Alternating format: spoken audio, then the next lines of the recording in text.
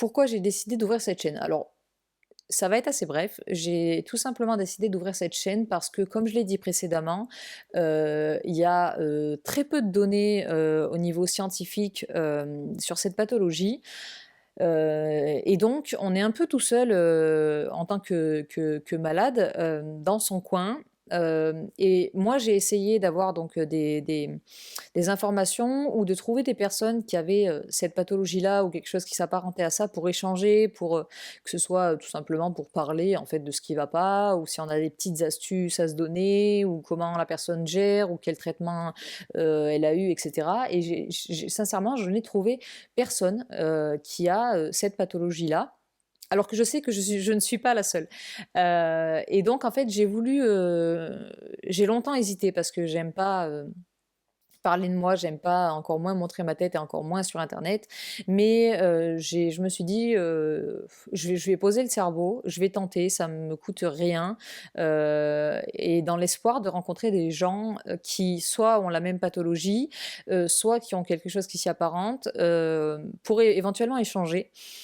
Et je me suis dit aussi que peut-être qu'il y a des gens qui sont déjà atteints de cette pathologie ou qui vont être atteints de cette pathologie et qui à un moment donné vont faire comme moi, vont chercher sur internet, sur YouTube et qui ne vont rien trouver. Et si jamais il y a ne serait-ce qu'une seule personne qui, tombe sur ma chaîne, sur mes vidéos et qui, arrive à avoir des infos qu'elle n'avait pas ou à se sentir moins seule, à vouloir échanger, s'il y a ne serait-ce qu'une seule personne que ça peut aider ou avec qui je peux échanger, je serai contente. Et je pense que c'est important de mettre un peu aussi des fois en avant, ou en tout cas de parler des pathologies qui sont moins connues, où il y a moins de recherches, parce que ça fait partie de ce qui peut aider les patients, les malades, à tenir bon en attendant par miracle qu'on ait un remède magique au niveau de la science. Ça peut aider à tenir parce que, il y a de très bonnes causes, de très bonnes, pas organisations, mais de très bonnes associations, pardon, qui, soutiennent, et c'est tant mieux, hein, ça je le nie pas, hein. Notamment, par exemple, au niveau des Mickey, si on parle en termes de Mickey, la maladie de Crohn est très connue, elle est très répandue, il y a eu beaucoup de recherches, il y a beaucoup d'endroits où les gens peuvent aller pour avoir des informations, du soutien, des échanges, des activités, des choses comme ça. La RCH, pareil.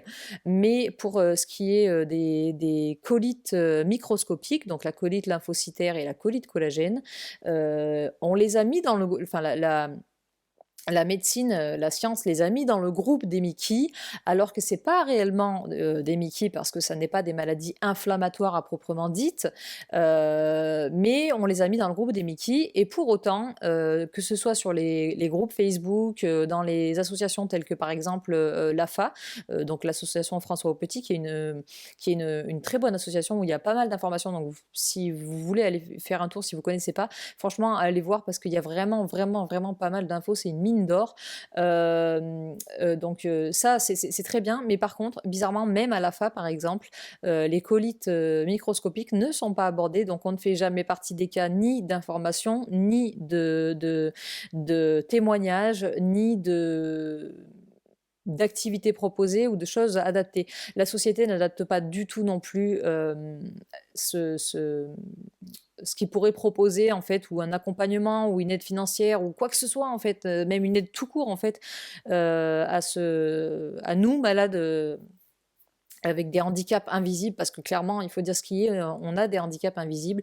Et à part au niveau donc de la MDPH qui propose, enfin qui peut mettre en place éventuellement une AH, clairement, on n'a rien, parce que même au niveau professionnel, c'est pas faute moi d'avoir essayé de trouver quelque chose, et on n'a rien au niveau de l'État, on n'a pas de soutien.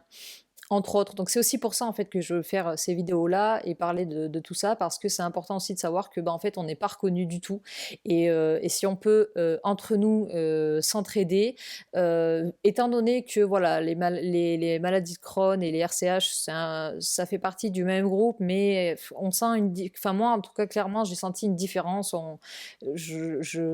Quand je poste rarement des questions sur des groupes de Mickey, Tout le monde répond aux malades de Crohn, tout le monde répond aux malades de RCH, mais personne ne répond aux malades de colite microscopique. Non pas parce qu'ils veulent pas, mais parce qu'ils ils ne connaissent pas, parce qu'il n'y a pas d'information et parce que c'est certainement pas en ne mettant même pas le nom en fait colite microscopique que on va exister. Donc c'est aussi pour ça en fait que j'ai voulu faire cette chaîne pour échanger et puis parce que j'ai atteint un stade où j'ai besoin de ça aussi à titre personnel pour avancer et pour essayer de tenir bon en attendant cette opération où je n'ai aucune information et actuellement en tout cas et au vu de la crise sanitaire ça va pas être là de s'arranger tout de suite donc je me suis dit plutôt que de continuer à rien faire toute seule dans mon coin et à serrer les dents pour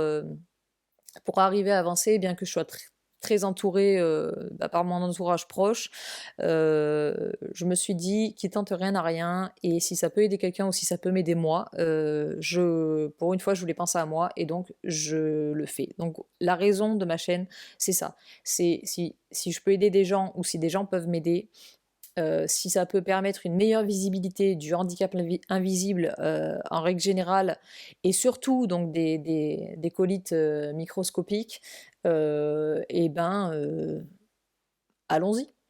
Donc voilà, c'est la raison de ma chaîne. Donc s'il y en a qui veulent éventuellement suivre mon parcours, parce que du coup c'est ce que je vais essayer de mettre en place sur cette chaîne, avec peut-être si jamais j'ai des interactions avec des gens, je pourrais peut-être faire d'autres vidéos hein, qu'on peut me demander éventuellement de faire, ou pourquoi pas faire des vidéos avec plusieurs personnes, ça pourrait être sympa aussi.